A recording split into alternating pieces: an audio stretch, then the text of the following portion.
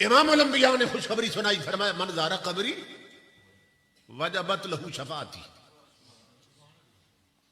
من زار قبری فلہ الجنہ۔ امام الانبیاء فرماتے ہیں جس نے میری قبر کی زیارت کر لی نا اس کے لیے میری شفاعت واجب ہو گئی، اور من زار قبری وجب لہ الجنہ، وجب لہ الجنہ، اس کے لیے جنت واجبت لہ الجنہ۔ امام الانبیاء فرماتے ہیں اس کے لیے جنت واجب ہو گئی جو میرے روزے میری قبر کی زیارت کر لے۔ من زار قبری۔ امام الانبیاء کے غلاموں، اب ایک سوال پیدا ہوتا ہے کہ ہم جب جاتے ہیں مدینہ پاک حاضری دیتے ہیں تو ہمیں تو حضور کی قبر مبارک نظر ہی نہیں آتی، کیونکہ 1924 میں یہ سعودی عرب بنا ہے، پہلے صرف عرب شریف تھا،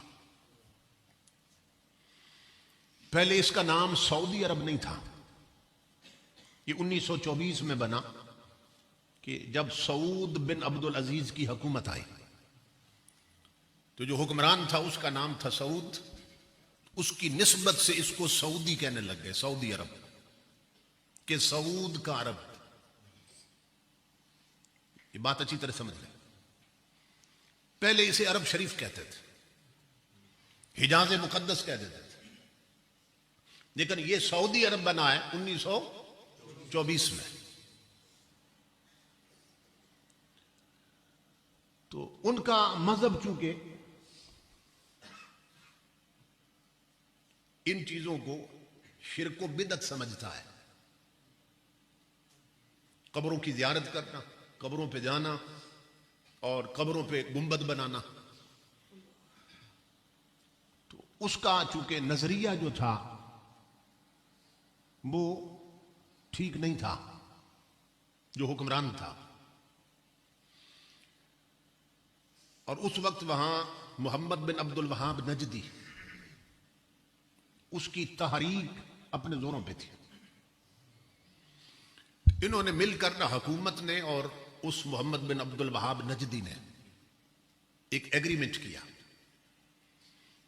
ایگریمنٹ یہ ہوا، اس کی فوٹو کاپی میرے پاس موجود ہے۔ ایگریمنٹ یہ ہوا کہ حکومت تم کرو گے، یہ آج تک جن کی چلی آ رہی ہے، لیکن عقیدہ ہمارا پھیلاؤ گے، حکومت تمہاری ہوگی مگر فکر ہماری ہوگی، عقیدہ ہمارا ہوگا۔ تو 1924 میں جب یہ سعودی عرب بنا نا، انہوں نے کوشش کی کہ حضور صلی اللہ علیہ وسلم کا جو گنبد خضرا ہے، معاذ اللہ اس کو گرا دیا جائے۔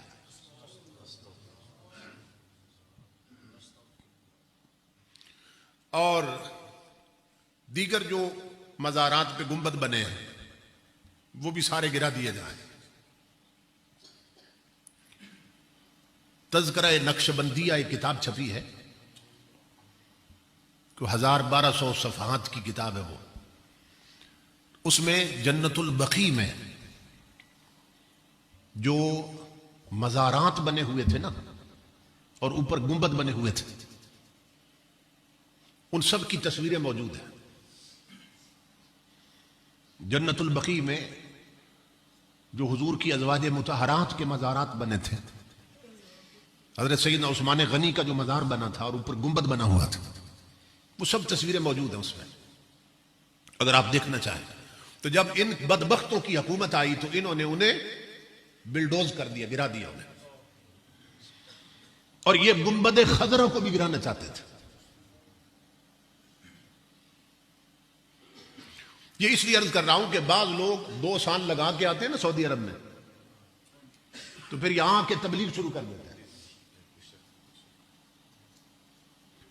یا حج پہ گئے اور 3 مہینے رہ کے آئے بد مذہبوں کی صحبت و سنگت میں، تو خربوزے کو دیکھ کے خربوزہ رنگ پکڑتا ہے نا، تو پھر آ کے یہاں کہیں گے کہ اسلام تو وہاں سے نکلا ہے. بات یہاں سے شروع. دیکھو نا جی اسلام تو وہاں سے چلا ہے نا, تو وہاں تو میلاد نہیں ہے, وہاں تو قبروں پہ گنبد نہیں ہے, وہاں تو اذان میں انگوٹھے نہیں چومتے ہیں. تو تم یہاں کیوں چومتے ہو اور کیوں میلاد کرتے ہو اور قبروں پہ کیوں گنبد بناتے ہو؟ تو میں ان کے لیے آپ کو جواب سکھا رہا ہوں. انہیں کہو یہ گنبد نہ بننا یہ شروع ہے 1924 سے, یہ میلاد نہ منانا یہ شروع ہے 1924 سے, یہ انگوٹھے نہ چومنا یہ عقیدہ آیا 1924 سے, اور 1924 سے اب تک کتنے سال بنتے ہیں؟ تقریباً 1 صدی کر لینا آپ. امام الانبیاء کے غلام یہ ہے 15ویں صدی, کہ یوں کر لیں کہ اس سے پہلے 14 صدیوں تک وہابیت آئی ہے. صرف 1 صدی سے 14 صدیوں تک وہاں اہل سنت کی حکومت رہی ہے.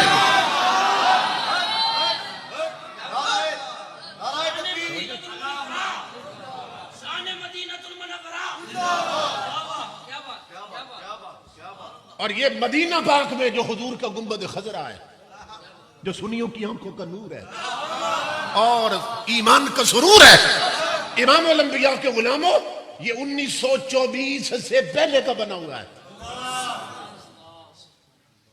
اس کی تاریخ پڑھیے یہ کس نے بنایا تھا. تو یہ اس وقت جو حکومت ہے ان کا تو عقیدہ یہ گنبد بنانا حرام, سمجھ رہے ہیں نا. تو 1924 سے جو آئے ہیں ان کا عقیدہ ہے گنبد بنانا حرام.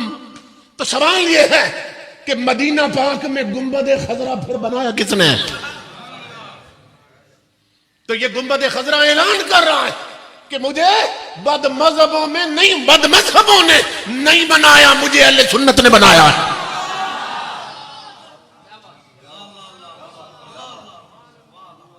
یہ یہاں کوئی نا آگے وسوسہ ڈال سکتا تھا, اس لیے میں نے عرض کر دی. سمجھ رہے؟ امام الانبیاء کے غلاموں تو یہ گنبد خضرا کس نے بنایا تھا؟ ترکی والوں نے بنایا تھا. عثمانیہ خلافت عثمانیہ والوں نے بنایا تھا. اور اگر ملکوں میں گنا جائے نا کہ حضور کے عاشقوں کا ملک کون سا ہے, امام الانبیاء کے غلاموں ایک نام آتا ہے پاکستان, دوسرا نام آتا ہے ترکی. یہ 2 ملک ہیں جو تاجدار کائنات کے عاشقوں کے ملک ہیں. سمجھ رہے ہیں؟ عاشقوں کے ملک. امام الانبیاء کے غلاموں وہاں اللہ رب العزت نے ایک عاشق رسول پیدا کی, کون؟ Tayyip Erdogan. اور یہاں عاشق رسول دیا خادم حسین رضوی. نعرہ تکبیر, نعرہ رسالت, لبیک لبیک لبیک لبیک لبیک, تاجدار ختم نبوت.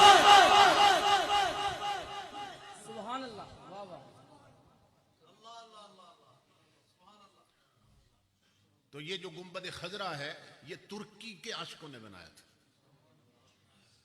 اور یہ جو مسجد نبوی کی نئی تعمیر ہے نا, اس کو اگر آپ چھوڑ دیں اور پرانی تعمیر دیکھیں تو وہ بھی ترکی کے عاشقوں نے بنائی تھی.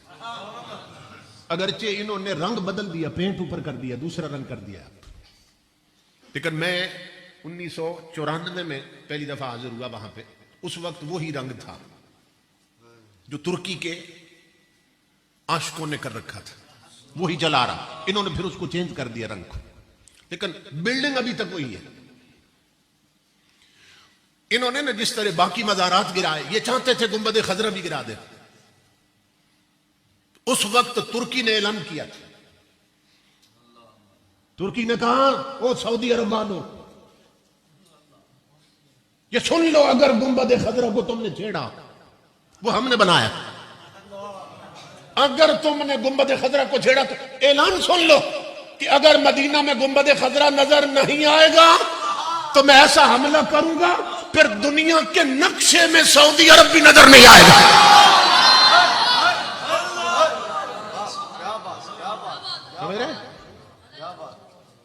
تو ان عاشقوں نے انہیں پٹا ڈالا تھا، ان عاشقوں نے انہیں پٹا ڈالا تھا کہ ہم تمہارا نام و نشان مٹا دیں گے اگر گنبد خضرا کو چھیڑا گیا، جسے دیکھ کر ہم جیتے ہیں، اس میں تو ہماری زندگی ہے۔ کیوں؟ اس لیے تمہیں نہیں معلوم ہم نے اسے کیسے بنایا؟ وہ جو پرانی مسجد ہے نا، مسجد نبی، پرانا جو ڈھانچہ، پرانی بلڈنگ، امام الانبیاء کے غلام و ترکی کے عاشقوں نے کیا کیا تھا؟ چھوٹے چھوٹے بچے اعلیٰ نسل اور خاندانوں کے، انہیں حافظ قرآن بنایا تھا پہلے، پھر مسجد نبی کی اینٹوں کے پاس انہیں بٹھا دیا، اور امام الانبیاء کے غلاموں شرط یہ رکھی ترکی کے عاشقوں نے کہ ہر اینٹ مسجد نبی کی عمارت میں بعد میں لگے گی، ہر اینٹ پر ختم قرآن پہلے کیا جائے گا۔ نعرہ تکبیر، نعرہ رسالت، نعرہ حیدری، شان مدینہ المنورہ، شان مدینہ المنورہ، علماء حق اہل سنت، عوام اہل سنت۔ تو پرانی مسجد کی ہر اینٹ پر ختم قرآن ہوا ہے، اور آپ جانتے یا نہیں جانتے تو سنیں، یہ گنبد خضرا کس چیز کا بنا ہے؟ یہ نہ سونے کا بنا ہوا ہے، نہ چاندی کا بنا ہوا ہے، نہ فائبر کا بنا ہے، نہ پتھر کا بنا ہے، یہ لکڑی کا بنا ہوا ہے، لکڑی کا۔ اور کس لکڑی کا بنا ہے؟ کیکر کا بنا ہے؟ کس لکڑی کا بنا ہے؟ تو ترکی والوں نے کیا کیا؟ انہوں نے ایسا نہیں کیا کہ کوئی اچھا سا درخت دیکھا ہو پھر اس کو کاٹ کے اور پھٹے بنا کے اس کا یہ گنبد خضرا، ایسا نہیں کیا انہوں نے پاکیزہ زمین پر بیج بویا تھا، بیج بویا تھا، بیج زمین میں، اور بیج سے لے کر کومپل نکلنے تک، تنا بننے تک، درخت بننے تک، امام الانبیاء کے غلاموں اور کٹنے تک ترکی کے عاشقوں نے اسے سوائے آب زمزم کے کوئی پانی نہیں دیا ہے۔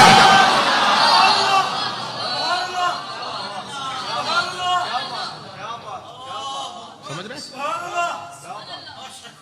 سوائے زمزم کے اس بیج کو کوئی پانی نہیں پلایا گیا، وہ زمزم پی کے درخت بنا ہے، اس درخت کے تختوں سے گنبد خضرا بنا۔ تو ترکی والوں نے جس محبت اور عشق سے بنایا تھا اور جس ادب سے بنایا تھا، تو یہ ضروری تھا کہ وہ اعلان کرتے اگر سعودی عرب میں گنبد خضرا نظر نہیں آئے گا تو پھر دنیا کے نقشے میں سعودی عرب بھی نظر نہیں آئے گا۔ تو یہ وہ خباثتیں کرتے رہتے ہیں اس طرح۔ تو میں یہ عرض کر رہا تھا امام الانبیاء کے غلام، انہوں نے کیا کیا؟ اب وہ گنبد خضرا تو نہ گرا سکے، لیکن خباثت کیا کی انہوں نے؟ جالیوں کے اندر نہ انہوں نے پردے ڈال دیے، جالیوں کے اندر چھت سے لے کر زمین تک لمبے پردے تن دیے کہ دنیا بھر سے آنے والے عاشق رسول ان کی اندر نظر نہ جا سکے حضور کے روضے تک۔ پھر اندر لائٹ بھی نہیں ہوتی، آپ جانتے ہیں اندر کوئی بلب نہیں لگا ہوا۔ تو یہ سب ان کی جو گندی فکر ہے نا، یہ اس کا نتیجہ ہے۔ اب پھر سوال یہ پیدا ہوا کہ امام الانبیاء نے جو بشارت دی تھی وہ اس میں یہ شرط تھی جو میری قبر کی زیارت کر لے اس کے لیے جنت واجب ہو گئی۔ اب قبر تو نظر نہیں آتی، حضور کی مبارک لحد نظر نہیں آتی، آگے پردے ہیں، پھر اندر بلب کوئی نہیں، تو نظر نہیں آتی۔ تو پھر اب جو جاتے ہیں حضور کے روزے کی زیارت کے لیے تو کیا انہیں بھی یہی اجر ملتا ہے جو حدیث میں حضور نے بتایا کہ جس نے میری قبر کی زیارت کری اس پر جنت واجب ہو گئی؟ اب قبر مبارک تو نظر نہیں آتی، اب تو صرف جالیاں نظر آتی ہیں۔ یہ زیادہ غور سے دیکھے تو تھوڑا اندر پردہ نظر آ جاتا ہے دن کو، وہ بھی جب گنبد خضرا نظر آتا ہے تو کیا انہیں دیکھنے پر بھی یہی اجر ملتا ہے؟ تو سونے علماء نے جواب کیا دی، انہوں نے کہا سنو، سنی چونکہ جاتا ہی نبی پاک کی خاطر ہے، اہل سنت جاتے ہی مدینے میں حضور کے لیے، کیونکہ وہاں پشت عشق مصطفیٰ اعلی حضرت آواز دے رہے، حاجیو آؤ شہنشاہ کا روزہ دیکھو، کعبہ تو دیکھ چکے اب کعبے کا کعبہ دیکھو۔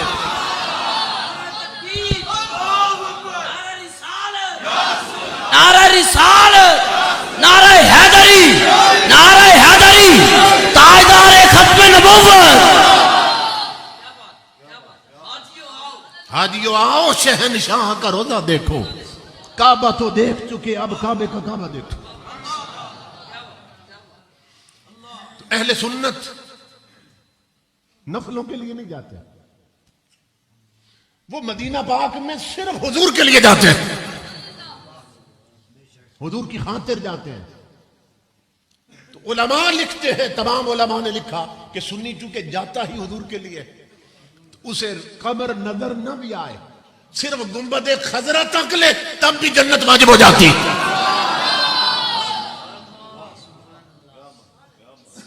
کیونکہ اصل نیت دیکھی جاتی ہے، انٹینشن کیا ہے، انما الاعمال بالنیات، وہ تو گئے ہی حضور کے لیے تھے۔ اب یہ تو ہماری مجبوری ہے، آنکھیں پردے اور نظر نہیں آتی، تو گئے تو حضور کے لیے تھے، تو وہ کہتے ہیں انہیں نیت پر اجر ملتا ہے، اور وہی ثواب عطا کیا جاتا ہے جو انہیں ملتا تھا جو حضور کے قبر مبارک کی زیارت کرتے تھے۔ تو امام الانبیاء کے غلاموں، اب جو نتیجہ دینا چاہتا ہوں وہ سنیے۔ اب یہ سوچئے کہ آج ہم جیسے گناہگار لوگ مدینہ پاک میں جا کر صرف گنبد خضرا کی زیارت کر لیں تو جنتی ہو جاتے ہیں،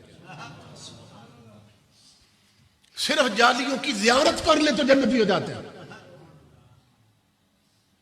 اب تصور کرو کہ جس گنبد خضرا کو تکنے والے جنتی بنتے ہیں، وہ 15 صدیوں سے اندر لیٹنے والے کیا بنے ہوں گے۔